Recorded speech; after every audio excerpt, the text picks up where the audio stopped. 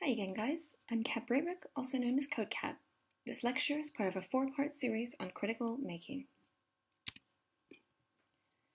In the last lecture, which outlined the systems of power that have led to the dominance of a Western universalist techno-myth about maker culture, we built an understanding of the concept of critical hegemony and its use by theorists like Antonio Gramsci, Doreen Massey, and Stuart Hall. Today we will explore 6 creative movements and their approaches, including situationism, superstudio, critical design, critical making, science and technology studies, and actor network theory. Together, these movements enable possibilities for counter-hegemony by radically rethinking relationships between humans, machines, and other organisms in society. They also allow us to find new ways to engage with alternative tactics in our own work. In the same ways that history has revealed to us that Western neoliberal orthodoxy and its marketization of everything is not necessarily new, and also that human uses of technologies themselves are not new, an examination of European aesthetic practices since the early 1900s reveals many moments of resistance through making, with designers, architects, artists, and creators all building their own alternatives to hegemonic structures through the use of new methods which challenge commodified interactions between humans and machines. One example can be found in the playful, anti-authoritarian strategies of the Situationist International Collective, who were known in 1950s Paris for their fluid dérivés, or drifts, a new method which synthesized art and technology practices through an attempt to build unity amongst urban pedestrians, jolting them into new awareness of their environments and each other through public psychogeography walks that charted the increasingly inconsistent technical innovations of cities and the effects of this on the individual. Perhaps the most prominent characteristic of psychogeography is the mere activity of walking through spaces, explains Sharif El-Azma from the Cairo Psychogeographical Society. In cities that are increasingly hostile to pedestrians, it becomes a subversive act. We also see experimentation with new critical and creative methods in the radical Superstudio Collective, founded in 1966 in Florence, Italy, who made the spatial political by drafting anti-architecture plans instead of buildings, psychedelic renderings that depicted dreams and nightmares of what the future might look like through provocative visions of overdeveloped mega-networked cities watched over by giant pyramids. Superstudio's more dystopic anti-architectural plans, like continuous movement, an architectural model for total urbanization, addressed what the group called the superproduction and superconsumption that had started to define post-war design practice, an unchecked, globalized homogeneity that worshipped profit above all. As the group wrote in 1971, if design is merely an inducement to consume, then we must reject design. If architecture is merely the codifying of a bourgeois model of ownership and society, then we must reject architecture. If town planning is merely the formalization of present unjust social divisions, then we must reject town planning and its cities. One of Superstudio's most prophetic sketches imagined a planet with no architectures in it at all, just a super surface, an infinite network of energy that would replace buildings, parks, and artifacts with a massive grid which people could access by simply plugging in. In the supersurface, everyone could finally live a nomadic existence, freed from consumerist desires and the hierarchies of power and violence. It was really a kind of prevision for what later became the Internet, one of its founders explained. A new cubic space, where the youth could wander together finally and reclaim possession. Though Superstudio only lasted 12 years, its tactical approaches to the increased commodification of our lives were highly influential to other radical movements that followed, including critical design, an approach founded in 1990 in London by designers Anthony Dunn and Fiona Raby for the Royal College of Art's computer-related design program, which aimed to disrupt the power of social and cultural norms. Inspired by critical theory, like Gramsci's cultural hegemony, and the radical avant-garde, critical design is based in disruption, using speculative design proposals to challenge, in the words of its founders, the narrow assumptions and preconceptions about the role that products and artifacts play in our lives, as well as the materialistic and commercial turns in design and art. As Dunn has explained about critical design's relationship with manufactured objects, I think we're interested perhaps in mass communication more than mass production. Perhaps one of the most lasting legacies of the critical design project is the cultural prose method, inspired by psychogeography and surrealism and first used in the Presence Project in the late 1990s, which looked at the possibilities of new interactive technologies to increase the presence of the elderly in local communities in Amsterdam, Oslo, and Pisa. Cultural probes are used as a playful and aesthetic method to gather impressionistic accounts of the desires, beliefs, and conditions of a group of users in order to understand the circumstances of a local culture. In this interaction centered on the exchange of cultural probe packs full of creative materials, designers can avoid seeming like doctors diagnosing user problems and instead provoke inspirational responses with users as partners. Like astronomic probes, Dunn and Raby explain, cultural probe packs are customized for a user group, then left with them and returned to the designers over time in the mail as fragmentary bits of data.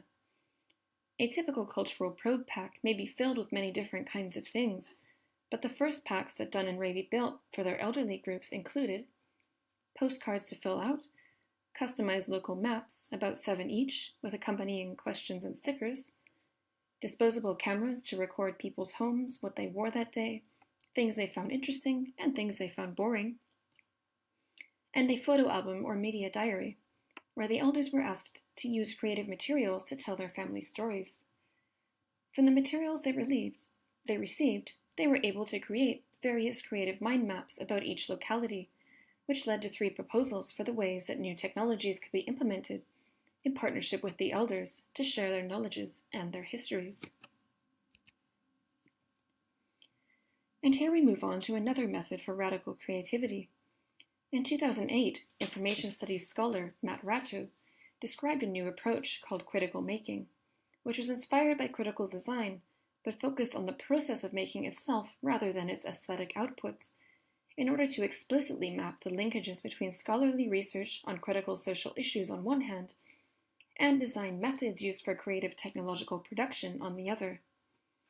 Ratto says he started using critical making as a method because it seemed that, when one uses technologies, he or she remains aware of their nuanced relationship to society, he said. Well, when one only theorizes about them, they can seem much more brittle and inflexible. A typical critical making project involves 3 stages. First, the compilation of literature and theories to ground and metaphorically map the work into material prototypes. Second, the co-design and creation of technical outputs, with the concepts explored through group fabrication that extend knowledge. And third, reconfiguration of the technical prototypes and reflection on alternative possibilities, a process that emphasizes shared acts of making, learning, and concept development for the group. An example of critical making in action can be seen in the early wearables kit built by researchers at the University of Victoria Maker Lab in Canada. Its co-creator, Jen Terry Sayers, explains, all too often, CNC machines, especially 3D printers, are gadgets seen as unrelated to research, conductive to a print now, think later mentality. But the use of matter as a medium for research need not fetishize. The kit contains digital and analog components for assembling, disassembling, and interpreting an early wearable technology using CNC techniques, specifically a mid-19th century electromobile jewelry piece made in Paris with a mechanically triggered jaw. Sayers says that although wearables date back to wristwatches from the 1790s, bijou electronic mobiles remain some of the earliest and the most ignored wearables across histories of fashion and technology. The prototypes built with this kit are aimed at recontextualizing the past, by exploring assumptions under which the pen was used, as an example of 1800s memento mori practices. By prototyping the past, the social protocols that shape behavior and identity can be explored through seemingly innocuous historical objects.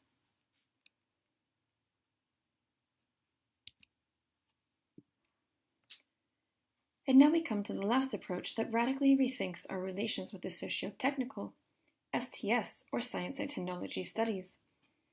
STS is an interdisciplinary set of theories and methods which emerged in the 1960s to try to balance essentialist and deterministic binaries about a relationship with science, and also about the relationship between technologies and the social.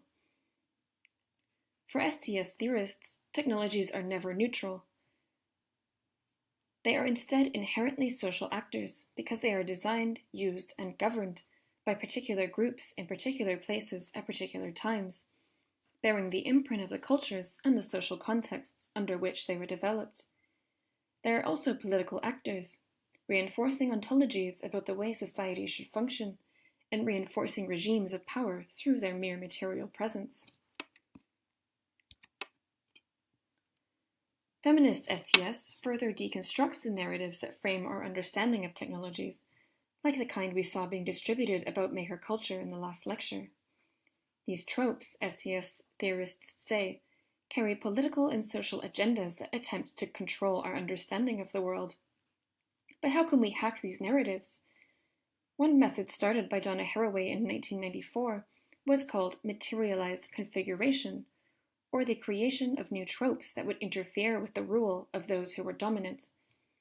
To combat the fetishizing of technology as what she saw as a Cold War creative, destructive, and militaristic form of human-machine enhancement, for example, Haraway created alternative figures, like the feminist cyborg pictured here, to offer a path to emancipation. If technology, like language, she famously said, is a form of life, we cannot afford to believe there is a neutrality in its constitution and sustenance. The point is not just to read webs of knowledge production. The point now is to reconfigure what counts as knowledge. STS views our interactions with technologies as intricate webs of actors and influences. In setting up a new study, many STS scholars choose to deploy a conceptual toolkit called Actor Network Theory, or ANT, in order to map out the ways that every object or actor they're dealing with is shaped by these webs of relations. ANT provides all players with the opportunity to be referred to as actants, whether they happen to be human, animal, or machine-based organisms. Here, all players are equally able to express power relations, symbolize social hierarchies, reinforce social inequalities, transport social power, and even objectify one another, as John Law has described it. As if a damning curse had been cast unto things, Bernard Latour wrote in Reassembling the Social in 2005, the objects of our society remain asleep, like the servants of some enchanted castle. Yet as soon as they are freed from the spell, they start shuddering, stretching, and muttering. They begin to swarm in all directions, shaking the other human actors, waking them out of their dogmatic sleep. Matter, we find, is a highly politicized interpretation of causality. The ANT toolkit was first popularized in 1986 when Michael Kellon published the most cited article ever in STS, a study of scallops, fishermen, and scientists in France. To understand the decline in the scallop population, Kellon traced attempts to recreate new generations by scientists. But the article is not famous because of the scallops.